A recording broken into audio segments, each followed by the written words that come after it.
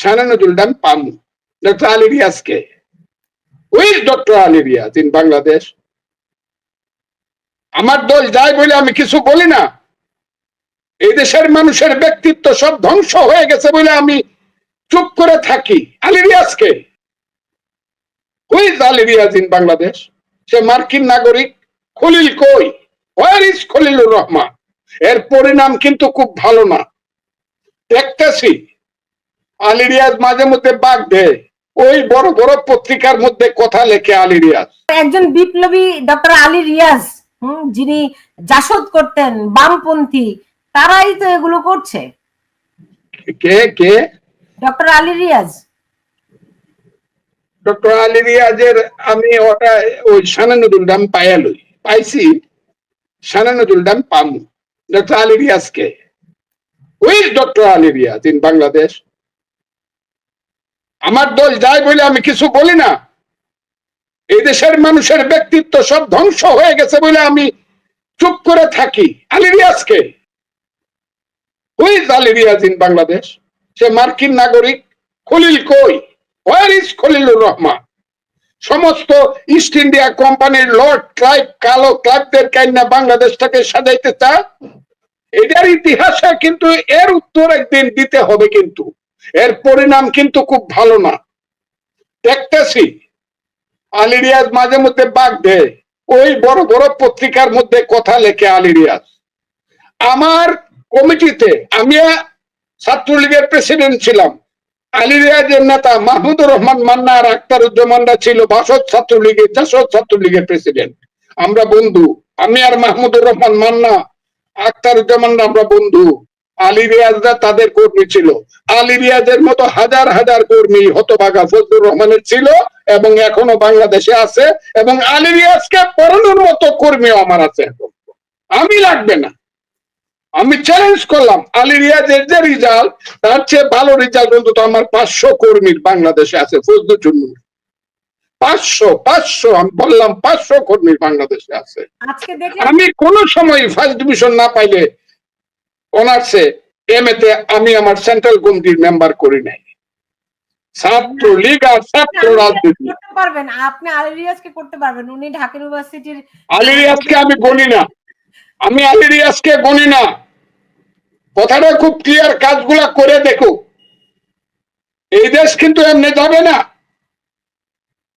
তারা কোন অধিকারে এত কিছু বেসিক জিনিস করে? আমি সেন্ট মার্টিন দ্বীপ দিয়া দিব, আবার বলছে কি সমুদ্র বন্দর দিয়া দিব। যারা বিরোধিতা করে তাদের প্রতিহত করতে হবে। আমি তো জনাব অধ্যাপক মোহাম্মদ ইউনূস সাহেব, আমার চেয়ে অনেক বড়, আপনি 9 বছরের বড়, আপনাকে আমি শ্রদ্ধা করি। আপনার মুখ থেকে এই ধরনের কথা শুনতে চাই না। আমি বিরোধিতা করি, এখন আমারে প্রতিহত করেন।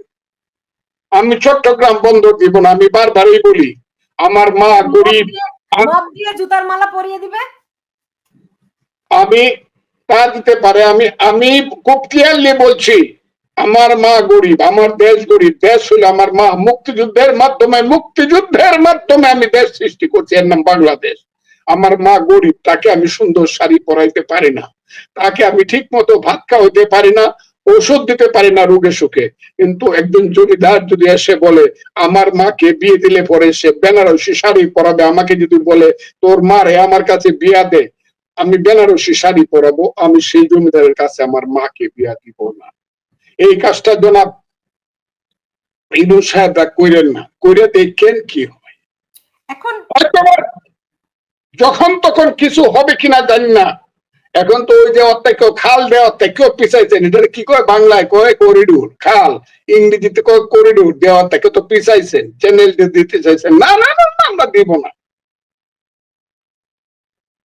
সেন্ট মার্টিন দ্বীপ থেকে কালকে ফোন আসছে, কক্সবাজার থেকে, কালকে না পরশুদিন আমার কাছে ফোন আসছে। সেইখানে বলা হচ্ছে সেইখানকার আদিবাসীদেরকে, যারা আবাসী, যে তোমরা অন্য জায়গাতে স্থান দেখো, সমুদ্রের ওই পারে কক্সবাজারে, আমরা তোমাদের টাকা দিয়ে দিব, এখান থেকে তোমাদের চলে যেতে হবে। আমাকে ফোন করে বারবার বলা হচ্ছে। আমার সেন্ট মার্টিন দ্বীপ কি কাউকে দিয়ে দেওয়া হয়েছে? তা না হলে 10 মাস যাবত আমরা ওখানে যেতে পারি না কেন?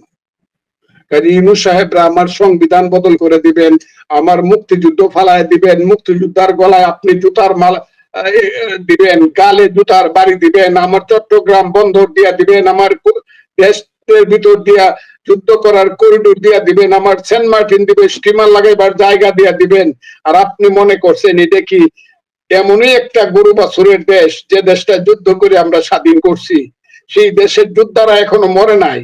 আপনি এই দেশটা এত কাকে দেশ বকে খাইলো কেন, এত সোজা মনে করতেছেন কেন? কাজে আমি মনে করি বিএনপি বিএনপি আমরা দেখলাম তারেক রহমানের সঙ্গে লন্ডনে বৈঠক হলো, সেই বৈঠকে দুই পক্ষই খুশি। নির্বাচন তারেক রহমান নিজে নিজ দায়িত্বে 2 মাস পিছিয়ে নিয়ে ফেব্রুয়ারির কথা বললেন। তারপরে দেখলাম ডক্টর ইউনূস বলছেন না আমরা এপ্রিলে নির্বাচন দিব, এপ্রিলে দায়িত্ব দিয়ে চলে যাব। মানে বিএনপির অবস্থাটা কি? বিএনপি কি বোঝে যে তারা একটা খাদে পড়েছে?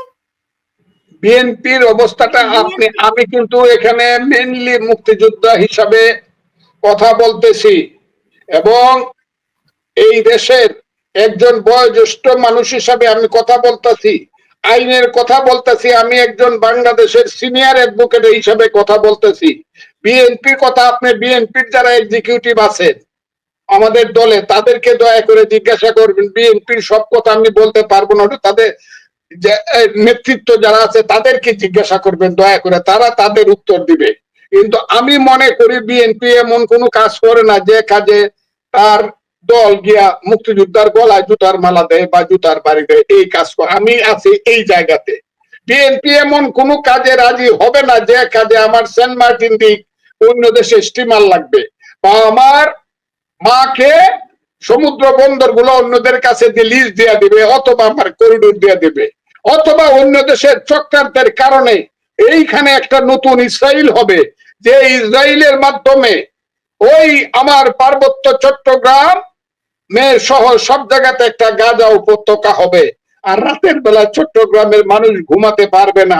সেই দেশটা কিন্তু আমি চাই না বন্ধু, কথাটা খুব সেই দেশটা আমি চাই না। এটা যারা করবে তাদের বিরুদ্ধে রাজনৈতিক যুদ্ধ করবই, রাজনৈতিক যুদ্ধ, মানুষ প্রস্তুত হবেই, যাবে না।